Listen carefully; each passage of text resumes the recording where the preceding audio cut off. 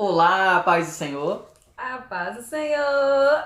Hoje nós estamos no quinto Quinto. vídeo do quinto propósito de vida. Isso aí. Então nós já passamos pelos outros propósitos todos. Se você não assistiu, aí embaixo aí no nosso canal tem todos os outros 4 vídeos. Então vai lá, assista eles. O primeiro propósito. Você foi planejado para agradar a O Deus. segundo propósito diz que nós somos formados para fazer parte da família de Deus. O terceiro, você foi criado para se tornar semelhante a Cristo. O quarto propósito diz que nós fomos moldados para servir a Deus. E hoje nós estamos no quinto propósito. O quinto propósito fala que nós fomos feitos para uma missão. para uma missão. Então todos nós temos uma missão aqui na Terra. Nós fomos criados para fazer algo para Deus aqui. Então, se nós somos feitos para uma missão, nós temos que entender o que é missão e o que é ministério. Em Provérbios 11:30 diz o seguinte: o fruto do justo é árvore de vida, e o que ganha a alma é sábio. Como eu disse, nós temos que saber diferenciar o que é ministério e o que é missão. O que é ministério? Ministério é quando você tem um serviço junto àquelas pessoas que já creem em Deus, que já creem em Jesus Cristo, ou seja, é um serviço desempenhado dentro da igreja. A missão, ela é um serviço junto àquelas pessoas que não creem, que não acreditam ainda em Jesus, que não sabem, não conhecem a Jesus. Então, nós temos que saber entender e compreender que ser cristão é ser representante de Cristo aqui na terra. Em Atos 20:24 diz o seguinte: mas em nada considero a vida preciosa para mim mesmo, contanto que complete a minha carreira e o ministério que recebi do Senhor Jesus, para dar testemunho do Evangelho da graça de Deus. Ou seja, como eu disse, ser cristão inclui nós ser representante de Cristo aqui na terra. E Jesus, ele disse assim, ó, assim como o Pai me enviou, ou seja, enviou a Jesus para falar de Deus, para falar sobre os céus, ele também nos envia para falar de Jesus Cristo, para falar que ele morreu na cruz para nos salvar, que nós temos esse direito da salvação. E Deus ele quer resgatar, ele quer salvar toda a humanidade da garra de Satanás. Ele quer que a humanidade se reconcilie com ele. É a melhor coisa que nós podemos fazer pelas pessoas que nós gostamos, pelas pessoas que nós amamos, é mostrar para eles como obter a eternidade, como obter a vida eterna em Cristo Jesus. O problema das pessoas, ou dos crentes que já se converteram há muito tempo, é esquecer de como é viver sem Cristo. Em Atos 4:12 diz o seguinte: e não há salvação em nenhum outro, pois debaixo do céu não há outro nome entre os homens pelo qual deveremos ser salvos. Nós temos que mostrar para a humanidade que é Jesus Cristo que salva e não há outro que pode salvar. Aí eu te faço a pergunta, a mesma pergunta que eu já me fiz: o que te impede de levar as boas novas? Né, amor? Isso, o que te impede de levar as boas novas? Então, em 1 João 5:10, na parte A, fala assim, ó: quem crê no Filho de Deus tem em si mesmo esse testemunho, tem o testemunho de Cristo. Então nós temos que partilhar esta mensagem. Deus quer dizer algo ao mundo através da sua vida, da minha vida, né?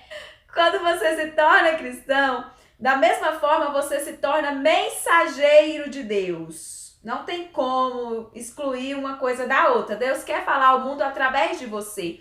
Aí você pode sentir assim que não tem nada para compartilhar, mas você tem as suas experiências que Deus te deu, as experiências de vida. Você tem um depósito aí de experiência. E qual é essas experiências? Exemplo, o seu testemunho, suas lições de vida, suas paixões de origem divina. O que isso significa? O que você gosta de fazer no seu ministério?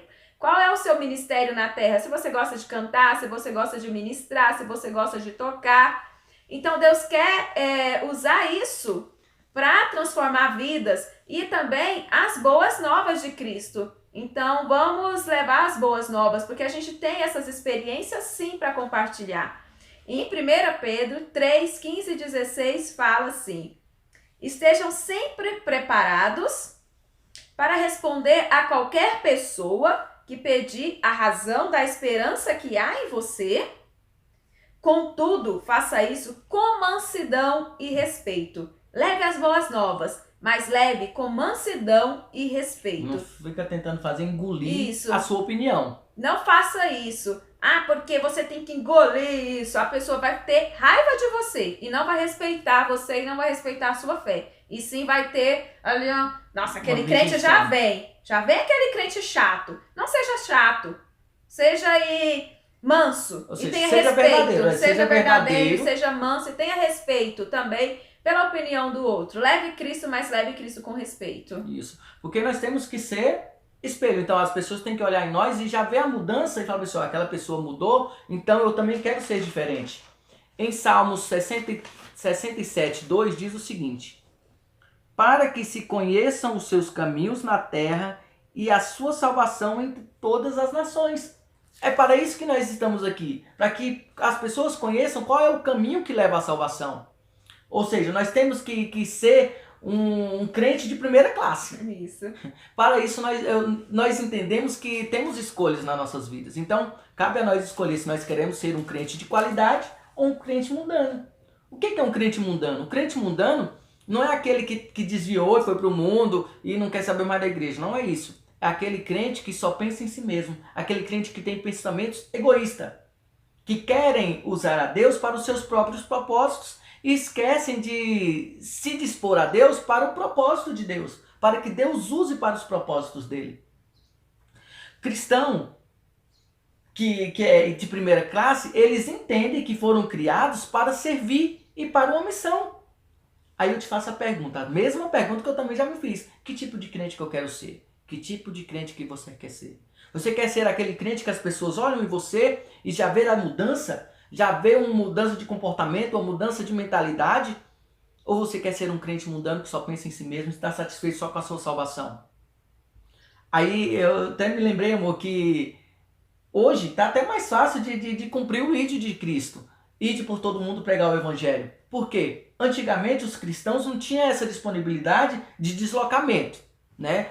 Os navios não tinham grande porte para poder atravessar o mar e outros continentes. Hoje nós temos aviões, temos facilidade de companhias aéreas, mas nós temos uma outra facilidade melhor. É a comunicação virtual. Então utilize esse mecanismo para propagar o evangelho, para levar as boas novas a Deus, ao povo. As boas novas de Deus ao povo. Ou seja, mude esse seu pensamento, esse seu raciocínio egoísta para um raciocínio altruísta. Para de pensar como criança, ou seja, para de pensar em si mesmo. Pense mais maduramente. Pense mais como uma pessoa madura que pensa nos outros. Que pensa assim, se eu sou salvo, as outras pessoas também devem ser salvos. Não fique satisfeito somente da sua família e dos seus amigos serem salvos. Mas sim, existe mais de 6 bilhões de pessoas no mundo que Deus quer salvar. Jesus quer resgatar os seus filhos, todos os seus filhos perdidos. Em Marcos 8:35 diz o seguinte: pois quem quiser preservar a sua vida, irá perdê-la. Mas quem perder a vida por causa de mim e do evangelho, irá preservá-la. Ou seja, nós temos que morrer por Cristo. Nós temos que parar de pensar em nós mesmos e tentar levar o evangelho, mostrar para as outras pessoas que há salvação para elas. É isso aí, mostre que há salvação para essas pessoas. Comece pregando lá pro seu vizinho, comece pregando nas redes sociais. Em vez de você ficar falando de política, fale de Cristo. Isso. Okay?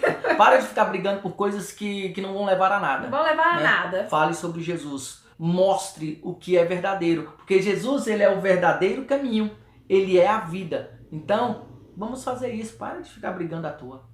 Tem equilíbrio na sua vida. E em 2 Pedro 3,17 fala assim, ó. Guarde-se para que não seja levado pelos erros do que não tem princípios morais. Nem perca sua firmeza e caiam. Então vamos nos guardar para que nós não venhamos ser levados para aqueles que não têm firmeza, que são imorais, que ficam aí discutindo coisas à toa que não levam a nada. Bem-aventurados são as pessoas equilibradas. 5 propósitos de Deus o quê? Para a sua vida, que foram praticadas pelos primeiros cristãos em Atos 2, explicado por Paulo em Efésios 4, exemplificado por Jesus em João 17, estão resumidos no grande mandamento e na grande comissão. O que é o grande mandamento? Ame a Deus acima de todas as coisas, ame ao teu próximo como a ti mesmo. E a grande comissão é aquela que fala que vão e faça discípulo, batizo e o ensine, que está em Mateus 28. E a partir do 19, lá do verso 19.